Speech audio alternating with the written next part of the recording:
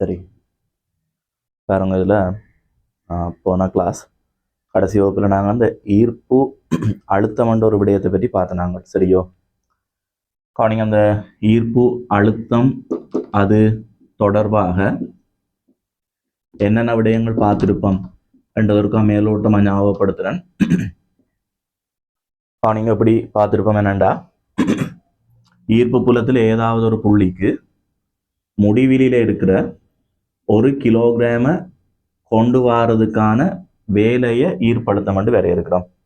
முடிவிலில் இருக்கிற 1 கிலோகிராம கொண்டு வரதுக்கு எவ்வளவு வேலையை நாங்கள் செய்யணும், அதான் ஈர்ப்பழுத்தம் சரியோ. அவ வேலையின் அலகு ஜூல்ல வரும். 1 கிலோகிராமுக்கு என்று சொன்னால் அது பெர் கிலோகிராம் வரும். ஸோ இது ஈர்ப்பழுத்தத்தின் அலகு சரியோ. பாருங்க, அதை நாங்கள் வி என்ற குறியீட்டால குறிக்கிறோம். ஈர்ப்பழுத்தத்தை 1 கிலோகிராம கொண்டு வரதுக்கான வேலையை வி என்று வரையறுத்தால், அப்ப ஒரு m கிலோகிராம முடிவிலிருந்து இங்கே கொண்டு வரதுக்கான மொத்த வேலை எப்படி வருமெண்டா அது W சமன் V இன்டு M என்று வரும். இதான் முடிவிலில் இருக்கிற ஒரு m கிலோகிராம கொண்டு வரதுக்கான வேலை. அப்படி ஒரு முடிவிலில் இருக்கிற ஒரு திணிவை கொண்டு வரதுக்கு நாங்கள் எவ்வளவு வேலை செய்ய வேணுமோ அந்த வேலை தான் நாம் அழுத்த சக்தியா மாறுறதாம்.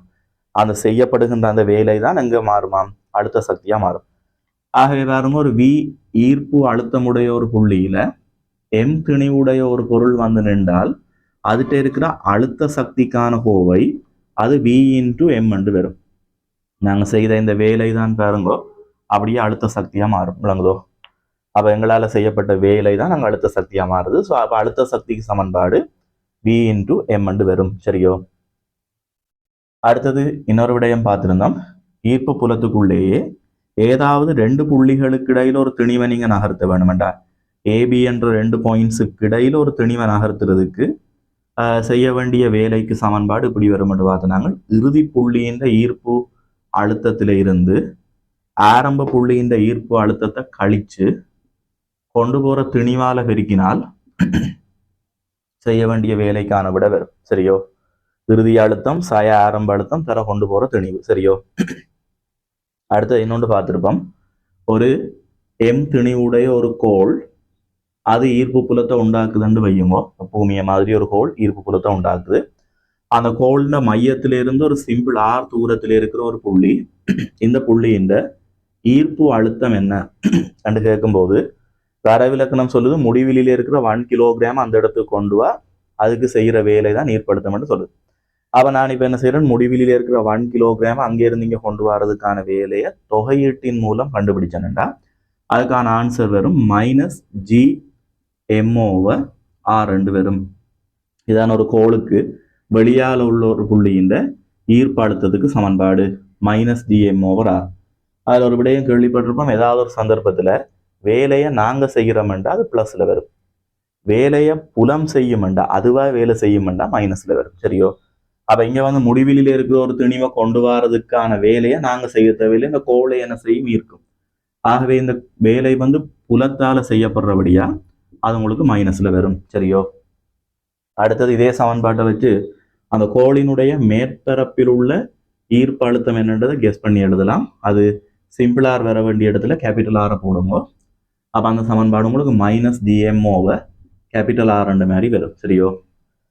நீங்க இந்த விடயங்கள் கேள்விப்பட்டிருந்தோம். இதை வச்சுக்கொண்டு ஒரு 2-3 கேள்வி பார்த்தபடி இருக்குது. இன்னும் 1-2 கேள்வி எழுதி போட்டாங்க, அதை போவோம். எழுதுங்க அடுத்த கேள்வி. நான் நினைக்கிறேன் இதுக்கு முதல் வகுப்புல நீங்க கடைசியா எத்தனை நம்பர் போட்டீங்களோ அநேகம் ஒரு 2 அல்லது 3 கேள்வி எழுதிப்போம்னு நினைக்கிறேன். எழுதியிருந்தோம்னா இது 4வது கேள்வியா எழுதுங்க. புவியின் ஆரை 6400 கிலோமீட்டர். புவியின் ஆரை 6400 கிலோமீட்டர். Full stop. புவி மேற்பரப்பில் புவி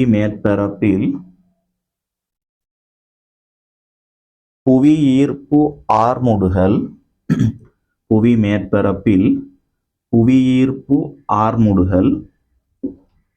10 ms-2 புவி மேற்பரப்பில் புவியீர்ப்பு ஆர்முடுகல் 10 ms-2. எழுதுங்க. புவி மேற்பரப்பில் உள்ள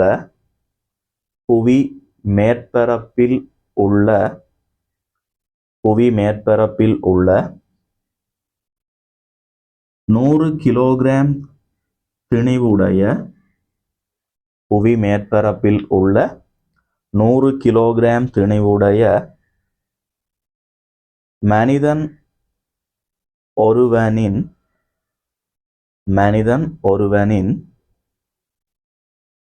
அழுத்த சக்தியை காண்க. மனிதன் ஒருவனின் அழுத்த சக்தியை காண்க.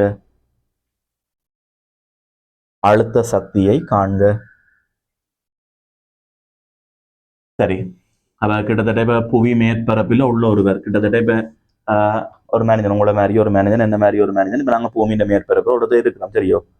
அப்ப எங்கள்கிட்ட இப்ப என்ன அழுத்த சக்தி இருக்குமென்று கேட்கிறார். அவ நான் உங்களுக்கு போன வகுப்புகளில் சொன்னான், mgh-ன்றது அழுத்த சக்திக்கு சமன்பாடு இல்லை, அது அழுத்த சக்தி மாற்றத்துக்கு சமன்பாடு, சரியோ? இதுக்கு முதல்ல வகுப்புகளில் பார்த்த நாங்கள் அது ஒரு எம் திணிவுடைய பொருளை ஒரு சிறிய தூரத்தால உயர்த்தும் போது மட்டும், ஒரு 50 மீட்டர், 10 மீட்டர், 100 மீட்டர், எப்படியாவது சின்ன தூரத்தால உயர்த்தினோம்டா அதன் அழுத்த சக்தி அதிகரிப்பு mgh. அல்லது அங்கே இருந்த அந்த பொருள் h தூரம் கீழே வந்தா அழுத்த சக்தி குறைவு mgh. அப்ப mgh-ன்றது கவனிங்க, அழுத்த சக்தி அதிகரிப்பு அல்லது குறைவுக்கான சமன்பாடு. அதுலயும் சிறிய தூரங்கள் அசையும் போதுதான் அது சரியா இருக்கும். இப்ப உங்கள்கிட்ட அப்படி அழுத்த சக்தி மாற்றத்தை பற்றி கேட்கல. பூமியில இருக்கிற இப்ப உங்களோட அழுத்த சக்தி என்ன, எந்த அழுத்த சக்தி என்ன, ஒரு 100 கிலோகிராம் மனிதன் அழுத்த சக்தி என்னன்னு கேட்டேன். அப்ப இங்க பாருங்க, அழுத்த சக்திக்கு சமன்பாடு இதுதான். அழுத்த சக்திக்கு சமன்பாடு B/m. அதாவது இப்ப ஒரு திணிவு இருக்குதுண்டா, அந்த திணிவு எந்த புள்ளியில இருக்குதுன்னு பாருங்க. அந்த புள்ளியின் ஈர்ப்பு அழுத்தம் ஒன்று இருக்கும். அந்த புள்ளியின் ஈர்ப்பு அழுத்தத்தை அதுல நிக்கிற திணிவால பெருக்கி விடுங்கோ. பெருக்க உங்களுக்கு அழுத்த சக்தி கிடைக்கும். அந்த குறித்த புள்ளியின் ஈர்ப்பு அழுத்தத்தை அதுல நிக்கிற திணிவால பெருக்க அழுத்த சக்தி வருமா? அப்ப நிக்கிற மனிதன் திணிவு தெரியும், அதுல நிக்கிற திணிவு 100 கிலோகிராம் தெரியும். இப்ப உங்களுக்கு என்ன தேவைன்னா, அந்த மனிதன் நிக்கிற இடத்துல ஈர்ப்பு அழுத்தம் என்னன்றது தேவை. அந்த ஈர்ப்பு அழுத்தத்தை யார் உருவாக்கும்னா கோள் உருவாக்கும். ஒரு கோள் தன் மேற்பரப்பில் உருவாக்குகின்ற ஈர்ப்பு அழுத்தத்துக்கு சமன்பாடு -gm/r. இதுதான் மேற்பரப்பின் ஈர்ப்படுத்தம். சமன்பாடுகள் எல்லாமே கட்டாயம் தெரிஞ்சிருக்க வேண்டும், சரியோ? அவ கவனிங்க, இந்த மேற்பரப்பின் ஈர்ப்படுத்தம் -gm/r. அப்ப ஈர்ப்பழுத்தம் தெரியும், திணிவு தெரியும் என்ற அழுத்த சக்தியை சொல்லலாம், சரியோ? அவ இங்க பாருங்க, நான் இதுல எழுதி காட்டுறேன். பூமியின் மேற்பரப்பில் ஒருவர் நிற்கிறார். புவியின் மேற்பரப்பு அதன் ஏரிய கேபிட்டல் R என்று வைப்போம். இதுல நிற்கிற ஒரு மனிதன், அந்த மனிதன் திணிவை நான் ஒரு சிம்பிள் M என்று வைக்கிறேன். பூமியின் திணிவை கேபிட்டல் M என்று வைப்போம். அந்த மனிதனுடைய அழுத்த சக்தி என்னன்றது கேள்வி. அப்ப அழுத்த சக்தியை நாங்க V/m என்று எழுதலாம். அழுத்த சக்தி V/m. V என்றது அந்த புள்ளியின் ஈர்ப்பழுத்தம். அந்த புள்ளிக்கான ஈர்ப்பழுத்தத்தை புவி வழங்கும். புவியின் மேற்பரப்பில் ஈர்ப்பழுத்தத்துக்கு சமன்பாடு -gm/R. இதுதான் ஈர்ப்பழுத்தம். தர அதுல நிற்கிற திணிவு சிம்பிள் M. இதுதான் கவனிங்க, அவர்கிட்ட இருக்கிற அழுத்த சக்திக்கு விடை, சரியோ? இப்ப இதுல ஒவ்வொன்றுக்கும் பிரதியிட வேணும். அதுல பாத்தீங்கன்னா அந்த gm இருக்குது. G தான் எங்களுக்கு தெரியும்னுச்சா கூட M பற்றி ஒரு தர இல்லை. ஆனா உங்களுக்கு இன்னொரு தரவு தாரார் என்னண்டா, புவியின் மேற்பரப்பில ஈர்ப்பு ஆர்முடுகல், புவி ஈர்ப்பு ஆர்முடுகல் G-யை பற்றி தாரார். எங்களுக்கு தெரியும் மேற்பரப்பில G-க்கான ஒரு சமன்பாடு நாங்க படிச்சிருக்கிறோம். மேற்பரப்பில் உள்ள G-க்கு சமன்பாடு இப்படி, அது gm/R² படிச்சினாங்க. இது ஒரு கோளின் மேற்பரப்பில் ஈர்ப்பு ஆர்முடுகல் அல்லது ஈர்ப்பு புல வலிமைக்கான சமன்பாடு, அல்லது ஈர்ப்பு புல செறிவு என்று சொல்றாங்க. 3 சொல் பயன்படுத்தினான். ஈர்ப்பு புல செறிவு, ஈர்ப்பு புல வலிமை அல்லது ஈர்ப்பு ஆர்முடுகல், மூன்றுமே இந்த G தான். அந்த G-க்கான சமன்பாடுகள் இதுக்கு முதல் படிச்சினாங்க, சரியோ? அப்ப கவனிங்க, அந்த சமன்பாட்டில இருந்து நீங்க என்ன செய்யலாம்டா, gm தனியா எழுவாய் மாற்றுங்க. gm பெருக்கத்தை தனியாக்கினீங்கண்டா அது இதால் இங்கே பெருக்கும்போது simple G into R squared வரும். அப்போ இப்போ நீங்கள் என்ன செய்யுங்கோண்டா அதில் இந்த ஜிஎம் வர வேண்டிய இடத்துல சிம்பிள் ஜி ஆர் ஸ்கொயர்டை பிரதியிடுங்கோ. சரியோ? ஆகவே மைனஸ் ஜிஎம்முக்கு பதிலாக சிம்பிள் ஜி ஆர் ஸ்கொயர்ட், கீழே கேபிட்டல் ஆர், தர சிம்பிள் எம். அதில் ஒரு ஆர் வெட்டுப்படுது, ஒரு ஆர் வெட்டுப்பட்டு மைனஸ் அந்த எம்மை முன்னுக்கு கொண்டு வர எம்ஜிஆர் வரப்போகுது. இப்போ இதில் ஒவ்வொன்றுக்கும் பிரதியிடுவோம். அந்த மனிதன் திணிவு 100 கிலோகிராம் தார. புவியின் மேற்பரப்பில் ஜியை 10 தாரார். பூமியின் ஏரை 6400 கிலோமீட்டர். கிலோமீட்டரை மீட்டராக மாற்ற இன்னொரு 1000 பெருக்கணும். அப்போ மொத்தத்தில் பார்த்தீங்கன்னா இது உங்களுக்கு 6.4 வெளியில் எடுத்தீங்கன்னா மைனஸ் 6.4. அதை விட இதில் பார்த்தீங்கன்னா ஒரு 3 சைவர் வரும். 6.4 வெளியில் எடுத்தீங்கன்னா ஒரு 3 சைவர் வரும். இதில் 3, அதில் 3 6, இதில் 3 மொத்தம் 9. 6.4 தர 10 ஜூல். இப்போ இந்த 100 கிலோகிராம் மனிதன் அழுத்த சக்தி. சரியோ? வீடியோ போஸ்ட் பண்ணி போட்டு எழுதி கொள்ளுங்க. சரி, பாருங்க. இப்போ எங்களுக்கு ஒரு சந்தேகம் வரும். என்னண்டா, புவியின் மேற்பரப்பில் இருக்கிற ஒருவருக்கு என்னண்டு ஏன் அழுத்த சக்தி மைனஸ்ல வருகுது? ஒரு யோசனை வரும் தானே. இப்போ உங்கள்டையும் அழுத்த சக்தி இருக்குது, என்ன டைம் இருக்குது. ஆனால் கவனிங்க, அந்த அழுத்த சக்தி வந்து இப்போ மைனஸ்லாம் வரப்போகுது. ஏன் சாதாரணமாக இப்போ எனக்கு உங்களுக்கு இருக்கிற அழுத்த சக்தி மைனஸ்ல இருக்குதுன்னு கேட்டா கவனிங்க, அது காரணம் இப்படி. நான் உங்களுக்கு சொன்னான், ஒரு பொருளிட்ட அழுத்த சக்தி இருக்குதா இல்லையான்றது எப்படி அறியலாம்டா. கவனிங்க, அநேகமா அழுத்த சக்தி உடைய பொருளா இருந்தா நீங்க அதை கையை விட்டீங்கன்னா இயங்கும்.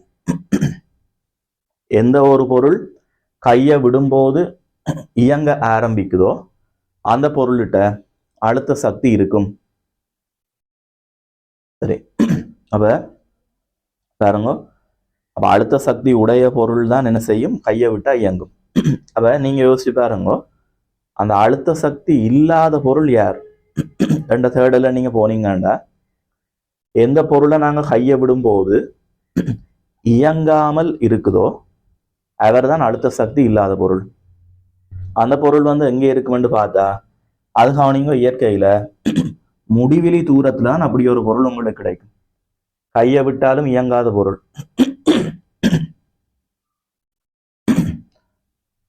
அப்ப கவனிங்க, நீங்க இப்ப எப்படி யோசிக்க கூடாது. நீங்க அந்த தரையில விழுந்திருக்கிற பொருள்கிட்ட அழுத்த சக்தி இல்லத்தானே சார்ன்னு கேட்காதீங்க. தரையில கிடக்கிற பொருள்கிட்ட எல்லாம் அழுத்த சக்தி இருக்குது.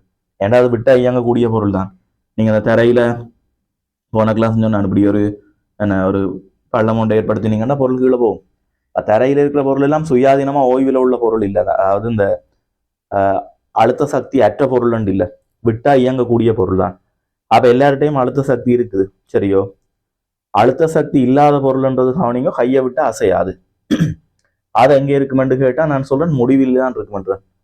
ஏன்னா இங்க பாருங்க, உங்களோட பூமியில இருந்தோ ஏனைய கோள்கள்ல இருந்தோ முடிவிலி தூரத்துக்கு அப்பால போய் ஒரு திணிவு நிக்குதுன்னு வைங்களேன். இப்ப அந்த திணிவின் மீது இவரால் வழங்கப்படுகின்ற ஈர்ப்பு விசை எப்படி வருமென்று பார்த்தா இவருக்கும் அவருக்குமான ஈர்ப்பு விசை F சமன் G M1 M2வின் கீழ் R வர்க்கம் என்று வரும். பொதுவாக கவனிங்கோ, இந்த ஆர்ன்றது 2 பேருக்குமான இடை தூரம். சரியோ? கவனிங்க, இப்ப இவர் வந்து முடிவெளிக்கு போயிட்டாருன்னு சொன்னா அந்த ஆர் வந்து இன்ஃபினிட்டி என்று வரும். சரியோ?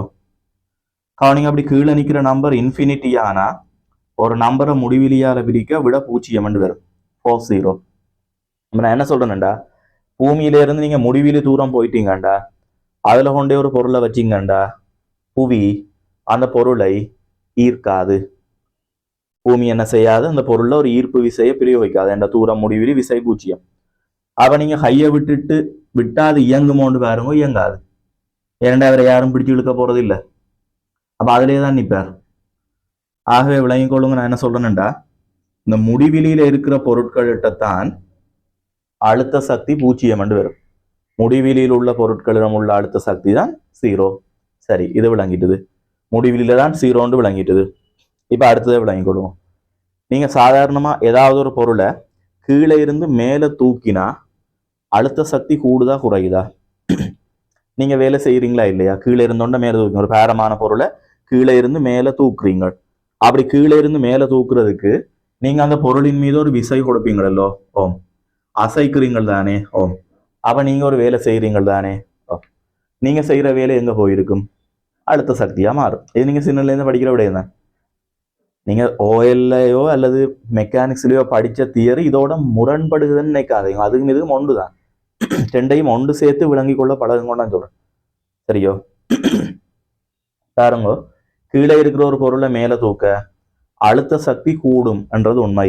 ஏன்னா நாங்க வேலை செய்ய செய்ய அழுத்த சக்தி கூடும். அப்ப இங்க பாருங்க, இதுல இருக்கிற பொருளை மேல தூக்குறேன், அழுத்த சக்தி கூடுது. இன்னும் மேல தூக்குங்க, அழுத்த சக்தி கூடுது. இன்னும் மேல தூக்குங்க, அழுத்த சக்தி இன்னும் கூடுது. இப்படியே நல்லா யோசிச்சு பாருங்க. இப்ப இதுதான் கூட பூமியண்டா, இதுதான் கூட புவியண்டா. புவியில இருந்து அந்த பொருளை நீங்க கொஞ்சம் கொஞ்சமா மேல தூக்கி கொண்டே போங்க.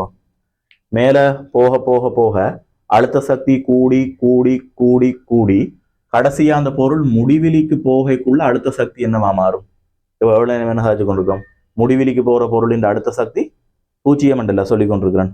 ஏன்னா பொருள் முடிவிலிக்கு போயிட்டுன்னா இயங்குற தன்மை இல்லாம போயிடும். அங்க கொண்டே விட்டீங்கன்னா பொருள் இயங்காது.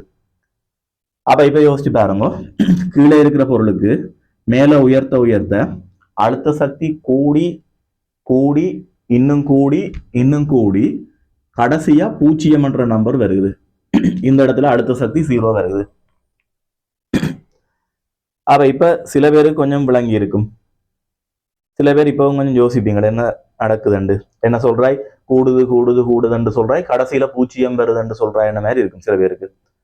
நல்லா யோசிச்சு பாருங்க, ஒரு நம்பர் கூடி கூடி கூடி 0 அடையுது என்று சொன்னா அது ஆரம்பத்துல மைனஸ் நம்பரா இருக்க வேணும். அதாவது நல்லா யோசிச்சு பாருங்க, இப்ப இந்த இடத்துல அந்த பொருளுக்கு புவியின் மேற்பரப்பில் இருக்கும்போது அந்த பொருள்கிட்ட அழுத்த சக்தி மைனஸ்ல இருந்து இருக்க வேணும். ஒரு -100 ஜூல் அழுத்த சக்தி. இப்ப நீங்க இதை மேல தூக்கும் போது -100 விட அதிகரிக்கும். கூடி என்ன செய்ய மாட்டா ஒரு -90 ஜூல் வரும். கணிதத்துல உங்களுக்கு தெரியும், 100 விட 90 பெருசு. அவ நான் கீழே இருந்து மேல தூக்குறேன், அழுத்த சக்தி கூடுது. அதுல இருந்து இன்னும் மேல தூக்குறேன், அழுத்த சக்தி இன்னும் கூடுது, -80. இப்படியே சொல்லுங்க, அழுத்த சக்தி கூடி கூடி கொண்டு போனா தான் -70 -60 போய் கடைசியா முடிவிலிக்கு வரைக்கும் என்ன வரும்? 0 வரும். அப்ப முடிவிலியில 0 அடையப்பட வேணுமெண்டா இப்ப இங்க இருக்கிற பொருட்களின் அழுத்த சக்தி மைனஸ்ல வர வேணும். விளங்குதா? அப்ப என்னுடைய அழுத்த சக்தியோ உங்களோட அழுத்த சக்தியோ மைனஸ்லான் இருக்குது. நாங்க அழுத்த சக்தியை கூட்டி கூட்டி தான் என்ன செய்ய முடியும்? முடிவிலிக்கு போக முடியும். அங்க போனா தான் எங்களோட அழுத்த சக்தி 0 நிலைக்கு வரும். விளங்குதா? ஆகவே இப்ப எங்களோட அழுத்த சக்தி ஏன் மைனஸ்ல வருகுதுன்றது காரணம் விளங்க வேணும். சரிதானே? அப்ப எழுதிட்டீங்கள். வேணுமெண்டா கீழே ஒரு பாயிண்ட் ஃபார்முலா சும்மா எழுதி விடுங்க. இது கீழே ஒரு பாயிண்ட் ஃபார்முலா சும்மா எழுதி விடுங்க. எழுதுங்க,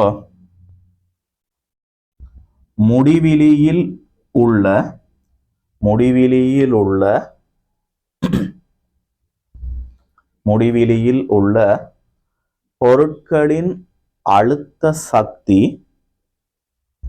முடிவிலியில் உள்ள பொருட்களின் அழுத்த சக்தி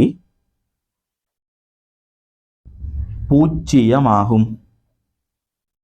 அழுத்த சக்தி 0 ஆகும்.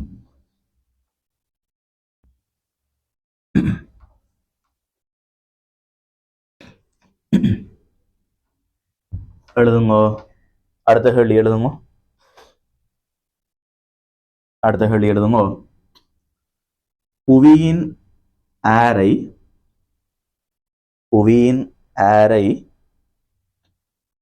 கேபிட்டல் ஆர், புவியின் ஆரை கேபிட்டல் ஆர், ஃபுல் ஸ்டாப். அதன் மேற்பரப்பில்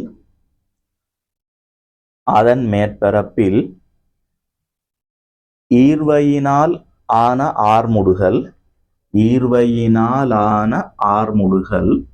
அதன் மேற்பரப்பில் ஈர்வையினாலான ஆர்முடுகள் சிம்பிள் ஜி. எழுதுங்க. சிம்பிள் எம் திணிவுடைய பொருள் ஒன்றை எம் திணிவுடைய பொருள் ஒன்றை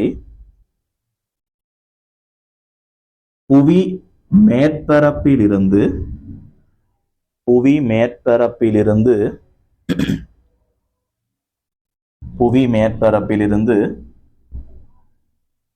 2R உயரத்திற்கு புவி மேற்பரப்பிலிருந்து 2R உயரத்திற்கு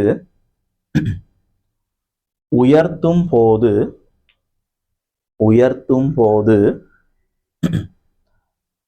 அப்பொருளின் அழுத்த சக்தி அதிகரிப்பிற்கான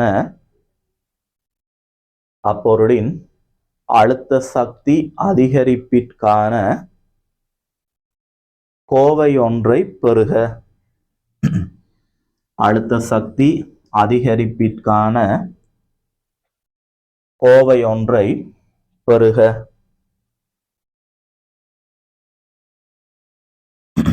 சரி, வேறவங்க இப்படி சொல்றார். பூமியின் திணிவு கேபிட்டல் எம் தார, பூமிக்கு திணிவு கேபிட்டல் எம், அந்த பூமியினுடைய ஏரை கேபிட்டல் ஆர் தார. இப்ப என்னன்னா, புவி மேற்பரப்பில் இருக்க ஒரு சிம்பிள் எம் திணிவுடைய ஒரு பொருளை நீங்க மேல உயர்த்த போறீங்க. எவ்வளவு தூரத்துக்கு உயர்த்த போறீங்கன்னா 2R உயரத்துக்கு உயர்த்த போறீங்க. அப்படின்னு சொன்னா பூமியின் ஏரையை போல 2 மடங்கான உயரத்துக்கு மேல தூக்க போறீங்களா? அதை விட உங்களுக்கு தார புவியின் மேற்பரப்புல ஈர்ப்பு R முடுகல் G என்று தார. மேற்பரப்பில் R முடுகல் G ஆம். இப்ப கேள்வி என்னன்னா, இந்த பொருளை 2R உயரத்துக்கு மேல தூக்கும் போது அதனுடைய அழுத்த சக்தி அதிகரிப்பு என்னன்றதை கேட்கிறார். நீங்க மெக்கானிக்ஸ்ல படிச்ச சமன்பாட்டை பயன்படுத்தி எழுத முயற்சி செய்யாதீங்க. எம் திணிவுடைய பொருள் H தூரம் உயர்த்தப்பட்டால் அழுத்த சக்தி அதிகரிப்பு mgh, அந்த Hக்கு பதிலாக 2R போடு, இப்படி எழுதாதீங்க, இது பிழை. ஏனென்று சொன்னால் இந்த mgh என்ற சமன்பாடு நீங்க எந்த ரேஞ்சுக்குள்ள பயன்படுத்தலாம்டா, ஜியில பெருசா மாற்றம் ஏற்படாத ரேஞ்சுக்குள்ள பயன்படுத்தலாம்.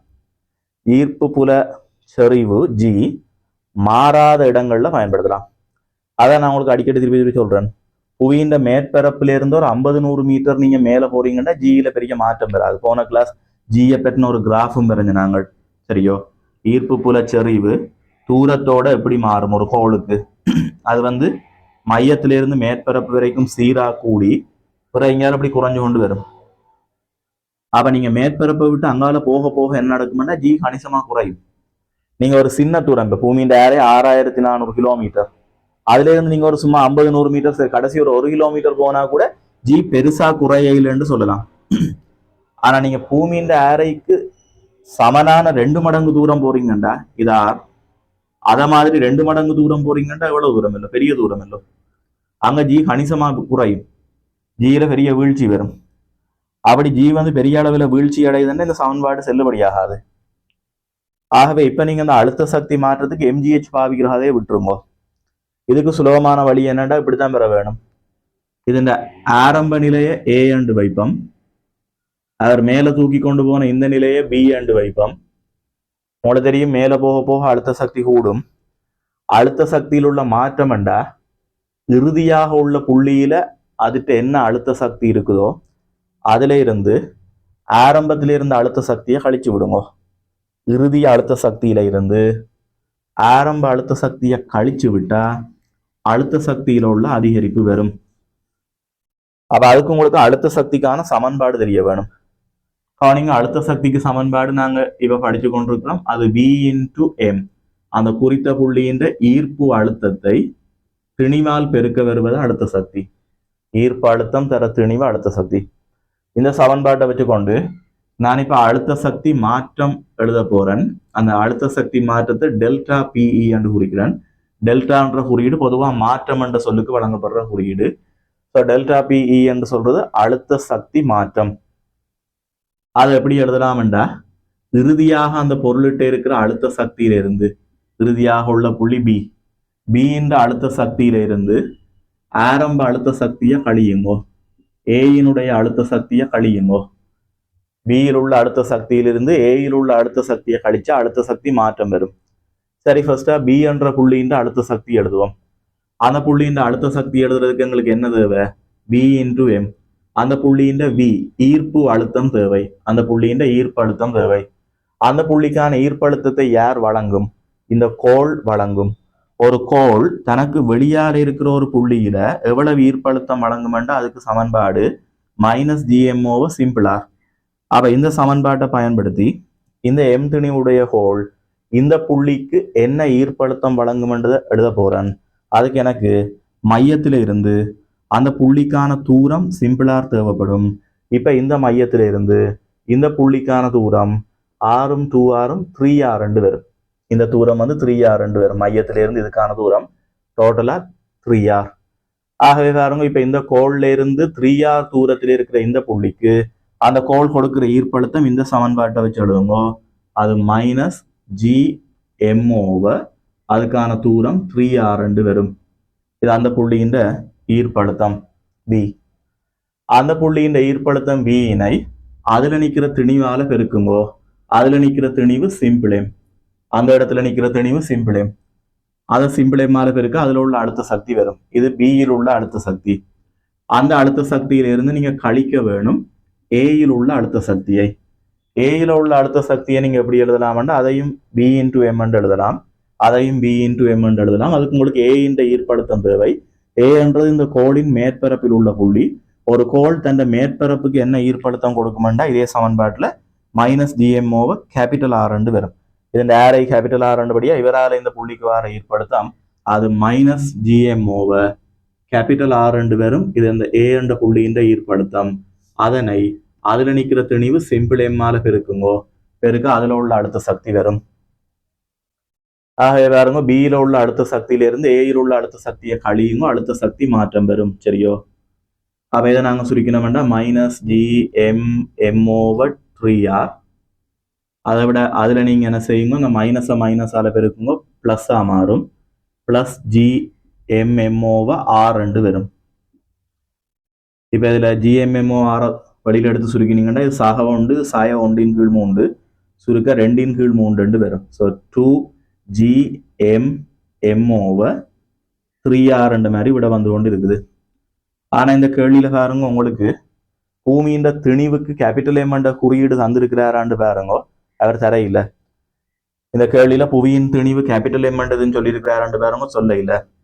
அவர் உங்களுக்கு என்ன சொல்லியிருக்கிறாருன்னா புவியின் மேற்பரப்பில ஈர்ப்பு ஆறுமுடுகள் 24 ஆறுமுடுகள் ஜி என்று தான் தாரார். அப்ப நீங்க இப்ப என்ன செய்யணும்டா இதுல அந்த கேபிட்டல் எம் நீக்க வேணும். அதுக்கு இந்த தரவை பயன்படுத்துங்க. மேற்பரப்பில் உள்ள ஜிக்கு சமன்பாடு உங்களுக்கு தெரியும். அது ஜிஎம்ஓவை கேபிட்டல் ஆர் ஸ்கொயர். இதான் மேற்பரப்பில் ஜிக்கு சமன்பாடு. அதுல இருந்து என்ன செய்யுங்க, ஜிஎம் எழுவாய் மாற்றுங்க. ஜிஎம் எழுவாய் மாற்றினோம்டா இதால இங்க இருக்க ஜி ஆர் ஸ்கொயர்டு வரும். அப்ப ஜிஎம்முக்கு பதிலாக சிம்பிள் ஜி ஆர் ஸ்கொயர்டு வரும். அப்ப இதுல வர அந்த ஜிஎம் பெற வேண்டிய இடத்துல அதை கொண்டே அப்படியே பிரதிட்டு விடுவோம். ஆகவே பாருங்க 2 அந்த ஜிஎம் பெற வேண்டிய இடத்துல சிம்பிள் ஜி ஆர் ஸ்கொயர்டை பிரதிடுறேன். ஜிஎம் என்ற 2 இடத்துக்கு பதிலாக இதை பிரதிடுறேன். தர சிம்பிள் எம் அதன் கீழ் 3R வரப்போகுது. அதுல ஒரு ஆறும் வெட்டுப்படும். வெட்டுப்பட்டா பிறகு மிச்சத்தை எழுதணும்டா அடுத்த வரி பக்கத்துல யார் எழுதுறான் அதுக்கு விட வரப்போகுது 2/3 2/3. இந்த எம் முன்னுக்கு கொண்டு வருவோம். எம் ஜி ஒரு ஆறு வெட்டுப்பட்டு இன்னொரு ஆறு மிச்சமா இருக்கும். ஸோ 2/3 mgr தான் அழுத்த சக்தி அதிகரிப்பு. அப்ப நாங்க எதிர்பார்த்தது முதல்ல மெக்கானிக்ஸ் ஐடியா படி பார்த்தோம்னா என்ன வந்தது, mgh என்ற மாதிரி சொல்ல போயிருந்தோம்டா mgh பதிலாக 2r போட்டிருப்பீங்க. அப்ப உங்களோட விட 2mgr வந்திருக்கும். இந்த விட தான் நாங்க வந்திருக்கோண்டா இல்ல. அப்ப இது வந்து பிழைக்கும். ஏன்டா இது ஜி மாறாட்டி தான் இப்படி வரும். ஆனா இங்க ஜி மாறும் பெரிய அளவுல. அப்ப ஆன்சர் இப்படித்தான் பெறப்போகுது. அப்ப அதுக்குரிய ஆன்சர் உங்களுக்கு 2/3 mgr வரும். வீடியோ நிப்பாட்டி வச்சுட்டு எழுதுங்க. ஓகே, எழுதியிருப்பீங்க. இப்போ உங்களோட டியூட் எடுங்க பார்ப்போம். உங்களோட டியூட்ல ஒரு சில கேள்விகளை காட்டுறது சம்பந்தமான கேள்வி பாருங்க. இப்போ 34வது கேள்வியை பார்த்தீங்கண்டா, உங்களோட டியூட்டின் 34வது கேள்வியை பார்த்தீங்கண்டா அடுத்து பாருங்க, புவியின் ஆரை ஆர், புவி பரப்பின் மீது 24 ஆறுமுடுகள் ஜி, இதே மாதிரி தான் தாரார். ஆரை ஆர், மேற்பரப்பில் ஜி, எம் திணிவுடைய பொருள் ஒன்று புவியின் பரப்பிலிருந்து ஆர் உயரத்திற்கு உயர்த்தப்படும் போது அதன் அழுத்த சக்தி விளங்குவோம். இப்ப நான் இதை எம் திணிவை 2R உயரத்துக்கு உயர்த்தி காட்டினேன். அப்ப அழுத்த சக்தி நியாயம் எவ்வளவுன்றதுக்கு விட எப்படி வந்தது? இதுவே நீங்க இதுல எம் திணிவுடைய பொருளை இந்த பூமியின் ஆரைக்கு சமனா ஆறு உயரத்துக்கு உயர்த்த போறாராம். ஏண்டா இவ்வளவு தூரத்துக்கு உயர்த்த இல்ல, ஆறு உயரத்துக்கு உயர்த்துறார். அப்படி உயர்த்தினா என்ன அழுத்த சக்தி நியாயம் என்று கேட்கிறார். அது நீங்க என்ன செய்யுங்க, இப்ப நாங்க இந்த கேள்வி செய்த மாதிரியே இதை நீங்க ட்ரை பண்ணி பாருங்க. இதுக்கு உங்களுக்கு ஆன்சர் நான் நினைக்கிறேன் செகண்ட் ஆன்சர் வரும், 1/2 mgr வரும். அதுக்கு ரெண்டாவது விடையை மார்க் பண்ணுங்க. நீங்க வேண்டாம் வீடியோ நிப்பாட்டி வச்சு போட்டு நீங்களா ஸ்மார்க்கா ஒர்க் பண்ணி பாருங்க. செகண்ட் ஆன்சர் வரும். அடுத்தது 31வது கேள்வியை பாருங்க. 31க்கு வாங்க. 31, புவியின் மேற்பரப்பிலிருந்து உயரம் எச்சில் இருக்கும் திணிவு எம்ஐயுடைய ஒரு பொருள் பற்றிய பின்வரும் கூற்றுக்களை கருதுக. சரி பாருங்க, இதுதான் புவி. புவியின் மேற்பரப்புக்கு மேல ஒரு பொருள் இருக்குதாம். அது எங்க இருக்குதுண்டா எச் உயரத்தில் இருக்குதாம். அப்ப இப்படி வருவோம், இதுதான் புவி.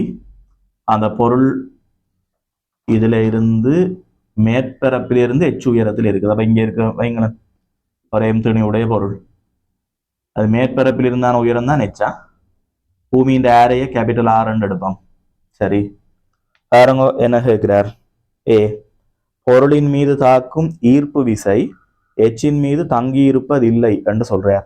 இப்ப இதுல செயற்படுகின்ற ஈர்ப்பு விசை என்று சொன்னா நீங்க ரெண்டு திணிவுகளுக்கு இடையில தாக்குற ஈர்ப்பு விசைக்கு GMM/R² சமன்பாட்டை பயன்படுத்தலாம். ஈர்ப்பு விசை F சமன் GMM/R², திணிவுகளின் பெருக்கம். இவர் கேபிட்டல் எம், அவர் யாருண்டா சிம்பிள் எம். இடையிலான இடைத்தூரம் பார்த்தீங்கன்னா இது ஆர், இது எச்ண்டா R+H வரும். ரெண்டு மையங்களுக்கும் இடையிலான தூரத்தை பார்க்கணும். இந்த திணிவு மையத்திலிருந்து அதுக்கான தூரம் இந்த R+H வரும், அதன் வர்க்கம். இதான் கவனிங்க, அதில் தாக்குற ஈர்ப்பு விசைக்கு சமன்பாடு. அந்த ஈர்ப்பு விசை எச்சில் தங்கி இருக்குதோ இல்லையோ, தங்கி இருக்குது. ஆனா அவர் என்ன சொல்லியிருப்பார், தங்கி இருப்பது இல்லை என்று சொல்றார். பிழை. கூற்று ஏ பிழை. அடுத்தது பி, பொருளின் ஈர்ப்பு அழுத்த சக்தி எம்மின் மீது தங்கி இருப்பதில்லை. இதுல ஈர்ப்பு அழுத்த சக்தியை பற்றி கேட்கிறார். அப்ப இந்த பொருளின் ஈர்ப்பு அழுத்த சக்தி என்று சொன்னா அதுக்கு அந்த சமன்பாட்டை பயன்படுத்துங்க. அழுத்த சக்திக்கு சமன்பாடு V/M. அதுக்கு உங்களுக்கு அந்த புள்ளியின் ஈர்ப்பு அழுத்தம் தேவை. அந்த புள்ளிக்கான ஈர்ப்பழுத்தத்தை யார் கொடுக்கும்? இந்த கோள் கொடுக்கும். ஒரு கோளின் மையத்திலிருந்து ஒரு சிம்பிளார் தூரத்தில் ஈர்ப்பழுத்தத்துக்கு சமன்பாடு என்ன? -GM/சிம்பிளார். அந்த சிம்பிளார் வர வேண்டிய இடத்துல இந்த கேள்விக்கு என்ன போடுவீங்க? R+H போடுவீங்க. மையத்திலிருந்து அந்த புள்ளிக்கான தூரம் R+H அல்லோ. அப்ப சிம்பிளாருக்கு பதிலாக இதை போடுங்க. இதான் அந்த புள்ளியின் ஈர்ப்பழுத்தம். அதனை அதுல உள்ள திணிவு சிம்பிள் எம்மால பெருக்குங்கோ. இதான் அழுத்த சக்திக்கான கோவை. பாருங்க, அழுத்த சக்தி, இந்த அழுத்த சக்தி எம்மில தங்கி இருக்குது என்று தான் வரும். ஆனா அவர் என்ன சொல்லியிருப்பார், எம்மில் தங்கி இருப்பது இல்லை என்று சொல்றார். பிழை. அடுத்தது சி, ஈர்ப்பு அழுத்த சக்தி எச்சின் மீது தங்கி இருக்கின்றது. அது சரிங்க. பாருங்க, அழுத்த சக்திக்கு சமன்பாட்டில் எச் வருது, எச்சில தங்கி இருக்கின்றது என்று சொல்றார். அது சரியானது. இருக்கிறதுக்குள்ள சி மாத்திரம்தான் உண்மையானது, மற்ற ரெண்டும் பிழை. So 31க்கு C 3. 30வது கேள்வியை பாருங்க. ஒரு புள்ளி திணிவு காரணமாக ஈர்ப்பு அழுத்தம் தூரத்துடனான மாறல். கவனிங்கோ, ஒரு கோளின் காரணமான ஈர்ப்பு அழுத்தத்துக்கு சமன்பாடு -GM/R பார்த்தனாங்க. அப்ப அதுல பாத்தீங்கன்னா ரெண்டு விடயம். ஈர்ப்பு அழுத்தம் மைனஸ்ல வரும் ஒரு விடயம், ரெண்டாவது தூரம் R கூட கூட குறையும். அப்ப போன கிளாஸ் நாங்க கடைசியா எழுதுன ஒரு கேள்வியில கூட இதை நாங்க இப்படி பார்த்தனாங்க. ஈர்ப்பழுத்தம் தூரத்தோட பொதுவா மைனஸ்ல இருக்கும், தூரம் கூட கூட குறையும் மட்டும் பார்த்துருப்போம். ஸோ இந்த கிராஃப் தானே அவர் உங்கள்ட்ட எதிர்பார்க்கிறார். செகண்ட் ஆன்சர் வரும் 30க்கு 2வது. 29வது கேள்வியை பாருங்க. சீரான அடர்த்தியுடைய ஒரு கோளின் திணிவு தாரார், ஆரை தாரார், மேற்பரப்பில் ஈர்ப்பழுத்தம் என்று கேட்கிறார். நேரடி கேள்வி. கோளின் திணிவும் தாரார், ஆரையும் தாரார், மேற்பரப்பில் ஈர்ப்பழுத்தமா? மேற்பரப்பில் ஈர்ப்பழுத்தத்துக்கு சமன்பாடு V சமன் -GM/R. மேற்பரப்புக்கு வெளியாலேன்னா -GM/சிம்பிளார். இது -GM/R வரும். இதில் மைனஸ் ஜியின் பெறுமதி தாரார் பாருங்க 6.7 தர 10/11 இது ஜி. எம்ன்றது அந்த கோளின் திணிவு அது 2 தர 10/27 தாரார் இது ஜிஎம் ஓவர் ஆர். ஆர்ன்றது ஆரை 6.7 தர 10/7 வருகுது ஆரை. அப்போ இதில் 6.7 வெட்டுப்படும். வெட்டுப்பட உங்களோட விட மைனஸில் வரும். இதால் இதை வெட்டுங்க 10/20 அதை இதால் பிரிக்கிறீங்கண்டா 2 தர 10/9 வரும். இந்த 2 வரும் 6.7 வெட்டுப்பட்டு 2 வரும் மைனஸ் வரும். அதை விட இதால் விட்ட 10/20 பேருக்கு 10/9 ஜூல் பெர் கிலோகிராம். என்ன அப்போ அது உங்களுக்கு ஃபர்ஸ்ட் ஆன்சர் வரும். 29க்கு ஃபர்ஸ்ட் ஆன்சர் நேரடி சமன்பாடை போட விட வரும். சரியோ ரைட்.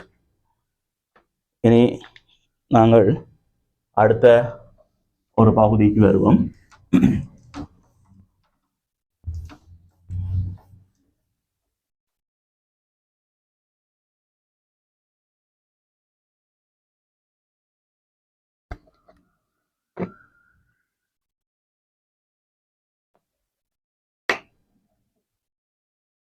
நீங்க ஒரு ஹெடிங் கொண்டு போடுங்க. அடுத்த பகுதிக்கு வரும் ஹெடிங் கொண்டு போடுங்க. உபகோள்கள் அல்லது செய்மதிகளின்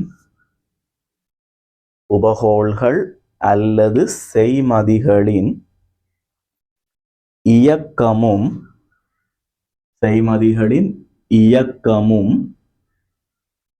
அவை கொண்டுள்ள சக்தியும். உபகோள்கள் அல்லது செய்மதிகளின் இயக்கமும் அவை கொண்டுள்ள சக்தியும். ஒரு ஹெடிங் கொண்டு போடும். சரி, நீங்க பொதுவாக நீங்க உங்களோட எக்ஸாம்பிள் அவதானிக்கலாம். இந்த உபகோள் என்ற சொல் அடிக்கடி பயன்படுத்துவார். அது கிட்டத்தட்ட ஒரு செய்மதிகளை தான் அப்படி சில இடங்கள்ல சொல்லுவார். உபகோள் என்று சொல்றது செய்மதியை தான். சரியோ சேட்டலைட்ஸ். இப்போ நார்மலாக கவனிங்க, நாங்கள் பல தேவைகளின் காரணமா பூமிக்கு மேல சில செய்மதிகளை விட்டுருக்கிறோம். சரியோ வேதானோட புவியண்டா புவிக்கு மேல போய் சில செய்மதிகள் இருக்குது. அது சில தொலைக்காட்சி ஒளிபரப்புகளாக இருக்கட்டும். சரியோ இப்போ நீங்க சில டிஸ்க் டிவியில் பாவிக்கிறீங்களோ, இப்போ சன் டிவி அது ரெண்டு இந்தியா சேனல்கள் இழுக்குதல்லோ.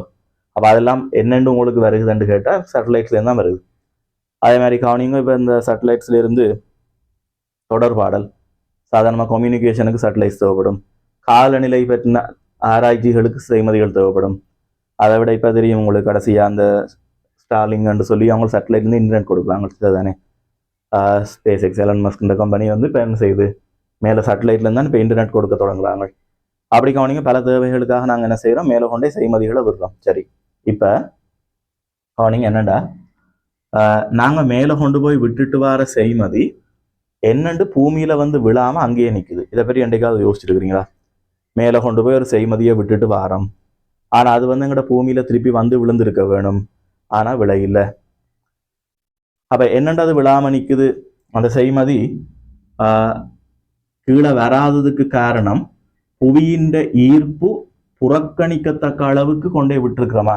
ஈர்ப்பு புறக்கணிக்கத்தக்க தேசத்துல கொண்டே செய்மதியை விடுறோமான்னு கேட்டா அப்படி இல்லை. அது ஈர்ப்பு புறக்கணிக்கத்தக்கதா மாறும் அப்பண்டா முடிவிலி தூரத்துக்கு போனா தான் ஈர்ப்பு விசை பூஜ்ஜியமாகும். சமன்பாடு ஞாபகப்படுத்துங்க. F = gmm/r². r இன்ஃபினிட்டி என்று வந்தா தான் உங்களுக்கு F0 ஆகும். ஸோ நீங்க ஈர்ப்பை புறக்கணிக்க வேணுமெண்டா முடிவிலி தூரத்துக்கு போக வேணும். அவ்வளவு தூரங்களுக்கு நாங்கள் செய்மதியை கொண்டு போறது இல்லை. அது கொஞ்சம் கிட்டவா தான் நிற்கும். சில செய்மதி 500-1000 கிலோமீட்டர் தூரங்கள்லேயும் நிற்கும். சரிதானே? பூமியிலிருந்து 500 கிலோமீட்டர் 1000 கிலோமீட்டர்ன்றது பூமியின் ஏரையோட ஒப்படைக்க சின்னம்தான். பூமியின் ஏரை 6400 கிலோமீட்டர். 6400 ஒப்படைக்க 1000ன்றது என்ன, 6 ஒரு பங்கு தானே. அவ இப்படி கிட்டவாயெல்லாம் செய்மதிகள் நிற்குது. சரியோ? அப்ப அந்த இடத்துல நல்ல ஈர்ப்பு இருக்கும். இருந்தாலும் அந்த செய்மதி இங்க வராது. என்ன காரணம்னு கேட்டா கவனிங்கோ, நாங்க செய்மதிகளை கொண்டு போய் மேல விடும்போது அந்த செய்மதிகளுக்கு நாங்க அதை கொண்டு போய் ஓய்வுல விட்டுட்டு வாரதில்லை. அங்க கொண்டே விடுற செய்மதிகளை நாங்க ஓய்வுல விடுறதில்லை. அதுக்கு என்ன செய்து விட்டுருவோம்னா ஒரு வேகம் ஒன்றை கொடுத்து தான் விட்டுட்டு வரோம். ஒரு வேகம் ஒன்றை கொடுக்குறோம். சரியோ? நீங்க இப்போதைக்கு சும்மா மிக எளிமையா சொல்றேன், விளங்குதாண்டு பாருங்க.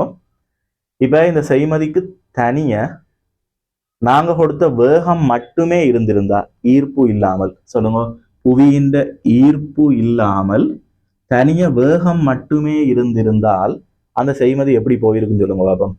அப்படியே நேரா போயிருக்காரு. கிராவிட்டி ஈர்ப்பன்ற ஒன்று இல்லை, வேகத்தை மட்டுமே நான் கொடுத்துட்டு விட்டுருந்தேன், அப்படி நேராவே போயிருக்கும்.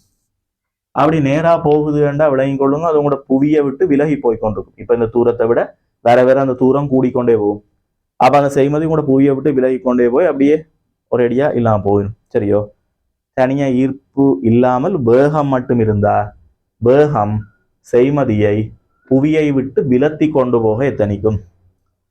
ஆனா அதே மாதிரி யோசிச்சு பாருங்க, அடுத்ததா இதுல இருக்கக்கூடிய இன்னொரு விடயம் ஈர்ப்பு.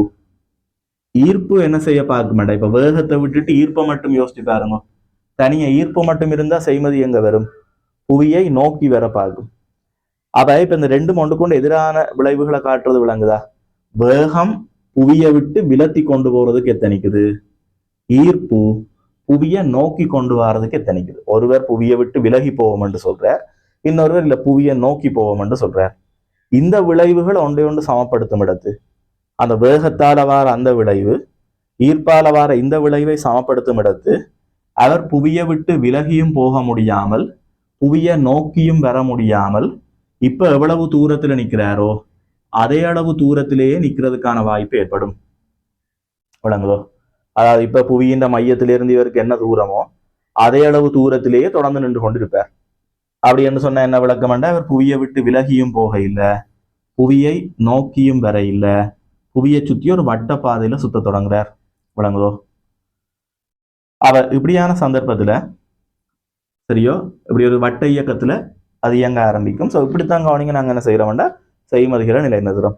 நாங்க மேல கொண்டு போய் விடுற செய்மதிகள் புவியை வந்தடையாமைக்கு காரணம் அதுக்கு வேகம் வழங்கப்பட்டு அது புவியை சுற்றி ஒரு வட்ட மண்டலத்தில் இயங்க விடப்படுகிறது. அப்படி அது வட்ட மண்டலத்தில் இயங்குறபடியால் தான் அதுவும் கூட பூமிக்கு வராமல் அங்கேயே சுத்தி கொண்டு நிக்குது. சரிதானே? இப்படிதான் கவனிங்க மேல செய்மதிகள் விடுவிக்கப்படுகிறது. ரைட். இவன் நான் இந்த செய்மதிக்கு நான் கொடுக்குற வேகத்தை ஒரு வி என்று எடுத்துக்கொள்வோம். ஒரு வி வேகத்தோட புவியை சுற்றி வட்டம் அடிக்குதுன்னு வையுங்க. அந்த செய்மதியில செயற்படுகின்ற ஈர்ப்பு விசைய எஃப் என்று வைப்போம். புவியின் மையத்துக்கும் அந்த செய்மதிக்கும் இடையிலான இடைத்தூரத்தை ஒரு சிம்பிள் ஆர் என்று வைப்போம். அது உங்களுக்கு பொதுவா இந்த வட்ட மண்டலத்தின் ஆரை என்று சொல்லுவார். அந்த வட்ட மண்டலத்தினுடைய ஆரை ஆர் ஆரை உள்ள ஒரு வட்ட மண்டலத்தில் அது இயங்குது. சரியோ? அதை விட பூமியின் திணிவை கேபிட்டல் எம் என்றும் அந்த செய்மதியின் திணிவை சிம்பிள் எம் என்றும் எடுத்துக்கொள்வோம். நீங்க மெக்கானிக்ஸ்ல படிச்ச வட்ட இயக்கம் என்ற தியரியை ஒருக்கா ஞாபகப்படுத்தி பாருங்கோ. வட்ட இயக்கத்துல நீங்க மேலும் சில விடயங்கள் படிச்சிருப்பீங்கள். என்னண்டா, ஒரு வட்ட இயக்கம் மாற்றுகின்ற பொருள் அல்லது ஒரு சுழற்சி இயக்கம் மாற்றுகின்ற ஒரு பொருள் இப்ப ஒரு இடத்துல இருந்து இயக்கத்தை ஆரம்பிக்குதுண்டா, நீங்க எப்படியான ஒரு பொருள் இப்படியே சுத்தி கொண்டு திருப்பி இதே இடத்துக்கு வந்தா அங்க ஒரு வட்டம் பூர்த்தி ஆகுது. அந்த ஒரு வட்டத்தை பூர்த்தி செய்யறதுக்கு அதை எடுக்கிற நேரம் அதை நாங்க ஆவர்த்தன காலம் என்று சொல்றோம். ஒரு வட்டம் அடிக்கிறதுக்கான நேரத்தை நாங்க ஆவர்த்தன காலம் அல்லது அலைவு காலம் என்று சொல்லலாம். சரியோ? அடுத்தது பாருங்க, இப்படி சுழலுகின்ற ஒரு பொருள் ஒவ்வொரு செகண்டுக்கும் ஒரு குறிப்பிடத்தக்க அளவு கோணம் திரும்பி கொண்டிருக்கும். இப்ப இதுல நிக்கிற பொருள்ண்டா அடுத்த செகண்ட்ல இங்க வரும். அப்ப அதுல என்ன செய்ய வேண்டாம், ஒரு குறிப்பிட்ட கோணம் திரும்பும். அப்படி ஒவ்வொரு செகண்டுக்கும் திரும்புகின்ற கோணத்தை நாங்க சொல்றது கோண வேகம் என்று சொல்றோம். கோண வேகம். கோண வேகம் என்றா ஒரு செகண்டில் பொருள் திரும்பும் கோணம். கோண வேகத்துக்கும் இந்த ஆவர்த்தன காலத்துக்கும் இடையில ஒரு சமன்பாடு இருக்குது. அது ஒமேகா சமன் 2π/t. ஒரு வட்டம் அடிக்கிறதுக்கான நேரம் ஆவர்த்தன காலத்துக்கும் கோண வேகத்துக்கும் சமன்பாடு ஒமேகா சமன் 2π/t என்று வரும். நீங்க இதே போல இதெல்லாம் தேவையான சமன்பாடுகள் மெக்கானிக்ஸ்ல படிச்சாங்க. இப்ப இதுக்கு தேவைப்பட போகுது. அதே போல நீங்க அடுத்த விடயம் கேள்விப்பட்டிருப்போம். என்னண்டா, ஒரு வட்ட இயக்கம் மாற்றுகின்ற பொருளுக்கு எப்போதும் தொடரி வழியாக ஒரு வேகம் இருக்கும். அந்த தொடரி வேகத்துக்கும் கோண வேகத்துக்கும் ஆரைக்குமான சமன்பாடு v சமன் ஆர் ஒமேகா. இப்படி ஒரு சமன்பாடு படிச்சிருப்போம். தொடரி வேகத்துக்கும் கோண வேகத்துக்கும் சமன்பாடு v சமன் ஆர் ஒமேகா. அடுத்தது கவனிங்கோ, அதுக்கு தொடரி வழியா வேகம் இருக்கும் போது அந்த வேகத்துக்கு திசை வந்து கணத்துக்கு கணம் மாறிக்கொண்டிருக்கும். வட்ட இயக்கம் மாற்றுகின்ற பொருளுக்கு வேகத்தின் திசை கணத்துக்கு கணம் மாறும். பருமன் மாறாம பேணப்பட்டாலும் கூட திசை மாறாம பேணுறது கஷ்டம், திசை மாறத்தான் செய்யும். அப்ப உங்களுக்கு தெரியும் வேகத்துக்கு பருமன் திசை என்ற 2 கூறுகள் இருக்குது. சரியோ, வேகத்துக்கு பருமனும் இருக்குது திசையும் இருக்குது. இதுல ஏதாவது ஒன்று மாறினா கூட நீங்க வேகம் மாறுதுன்னு தான் சொல்ல வேணும். ஒன்றில் பருமன் மாறினாலும் வேகம் மாறுதுன்ற அர்த்தம், திசை மாறினாலும் வேகம் மாறுது. இப்ப இங்க திசை மாறுது, அப்ப வேகம் மாறுதுன்னு தான் அர்த்தம். வேகம் மாறுகின்ற பொருளுக்கு வேக மாற்றம் நடைபெறும். வேக மாற்றத்தை நேரத்தால பிரிச்சா ஆர்முடுகல் வரும். ஆர்முடுகல்ன்றது வேக மாற்றத்தின் கீழ் நேரம் இல்லை சமன்பாடு. நான் இப்ப என்ன சொல்றேன், வட்ட இயக்க மாற்ற பொருளுக்கு வேகம் மாறுது, வேகம் மாறுறபடியா அதை நேரத்தால பிரிக்க வட்ட இயக்க மாற்ற பொருளுக்கு ஆர்முடுகல் வரும்.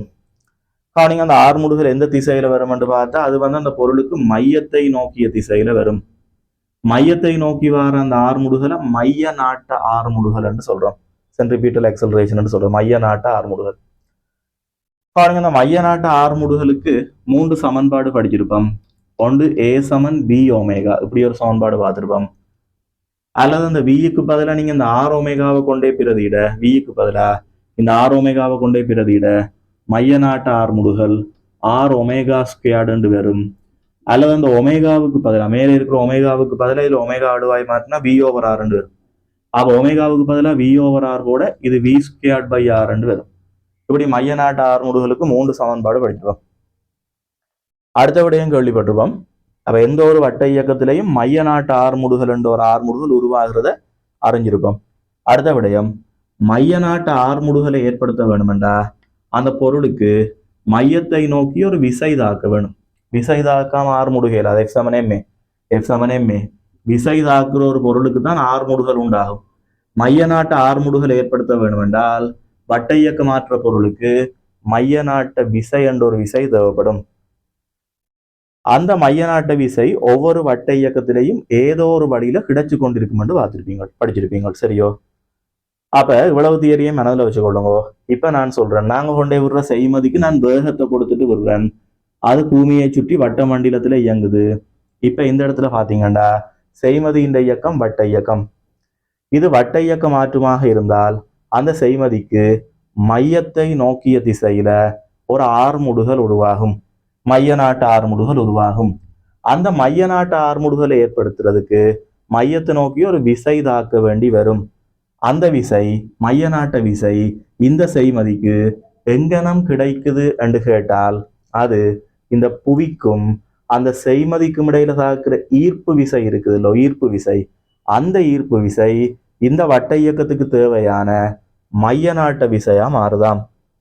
ஆகவே செய்மதிகளின் இயக்கத்துல, உபகோள்களின் இயக்கத்துல புவிக்கும் அந்த உபகோளுக்கும் இடையில செயற்படக்கூடிய ஈர்ப்பு விசை அந்த வட்ட இயக்கங்களுக்கு தேவையான மைய நாட்ட விசையாக மாறுது. சரியோ? ஆகவே நான் இந்த இடத்துல ஒரு வசனம் எழுதுறேன் பாருங்க. ஈர்ப்பு விசை என்னவா மாறுது என்றால் மைய நாட்ட விசையா மாறுது. இந்த ஈர்ப்பு விசைக்கு பதிலா நாங்க இப்ப பிரதியிடுவோம். இது கேபிட்டல் M, அது சிம்பிள் M சொன்னா ஈர்ப்பு விசைய G(m)(m/r²) எழுதலாம். ஒரு திணிவு கேபிட்டல் M, மற்ற திணிவு சிம்பிள் M, இடைத்தூரம் சிம்பிள் R, அதான் வட்ட மண்டல அரை. இந்த ஈர்ப்பு விசை மைய நாட்ட விசைக்கு நீங்க 3 சமன்பாடு எழுதலாம். சரியோ? விசைக்கு பதிலாக F=ma என்ற அடிப்படையில திணிவு தர ஆர்முடுகள், திணிவு M, அதை M தான் எடுத்திருக்கிறோம். ஆர்முடுகளுக்கு 3 விதமா பிரதியிடலாம். ஒன்றில் B⍵ போடலாம் மைய நாட்டு ஆர்முடுகளுக்கு. அப்படி இல்லைன்னா அதே இடத்துல R⍵² போடலாம். அப்படி போட்டீங்கன்னா உங்களுக்கு இப்படி வரும், G(m)/r² ஈர்ப்பு விசை மைய நாட்ட விசைக்கு mR⍵² என்று வரும். அல்லது இன்னொரு விதமாகவும் எழுதலாம், ஈர்ப்பு விசை G(m)/r² மைய நாட்ட விசைக்கு திணிவு தர ஆர்முடுகளுக்கு V²/R என்றதை போடலாம். சரியோ? அப்ப உங்களுக்கு கேள்விகள்ல எது தரவா தரப்படுகிறது, எதை பற்றி கேட்கிறார், அதை அடிப்படையா வச்சுக்கொண்டு நீங்க என்ன செய்யுங்க, பொருத்தமான வேலையை செய்யுங்க. சொல்ல விளங்குதோ? அப்ப எதை சமப்படுத்தினா கேள்விக்கு விட வருமோ அதுக்கேற்ற மாதிரி எழுதி கொண்டு போக பாருங்க. சரிதானே? ரைட். அப்ப நீங்க இப்ப ஹெடிங் போட்டுட்டீங்களோ, எழுதுங்க. நான் சொல்ற விடயத்தை எழுதுங்க.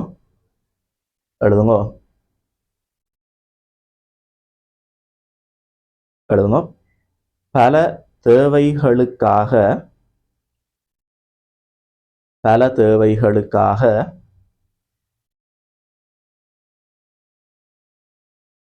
புவியின் மேற்பரப்பிற்கு அண்மையாக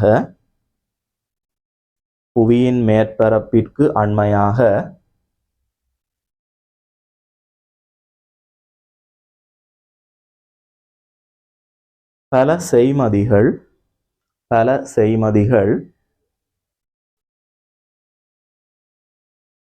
இயங்க விடப்பட்டுள்ளன.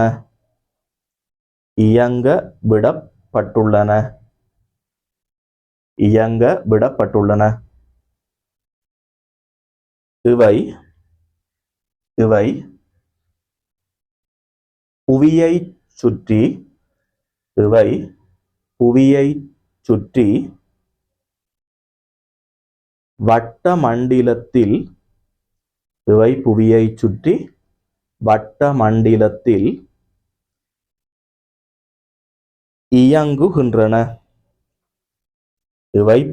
சுற்றி வட்டமண்டலத்தில் இயங்குகின்றன. இதன்போது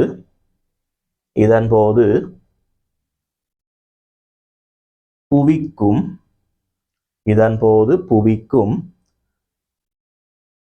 அச்செய்மதிக்கும் இடையில்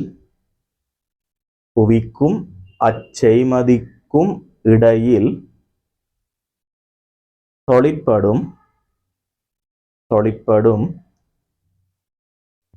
ஈர்ப்பு விசையானது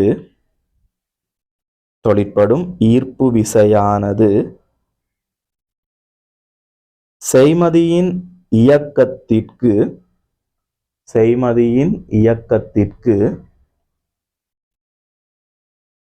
தேவையான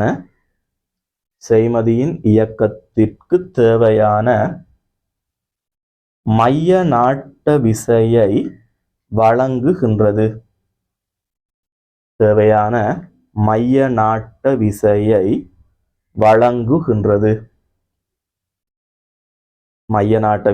வழங்குகின்றது. அது கீழே இந்த இடத்துல வீடியோ நிப்பாட்டி போட்டு இதை அப்படியே பார்த்து எழுதி கொள்ளுங்க. அது கீழே அப்படியே எவ்வளோத்தையும் எழுதி கொள்ளுங்க. ரைட், நீங்கள் எவ்வளோ எழுதிட்டீங்கண்டா இதில் நிற்கட்டும். மிச்சத்தை அடுத்த வீடியோவில் போட்டுருவேன். இதில் நிற்கட்டுமா?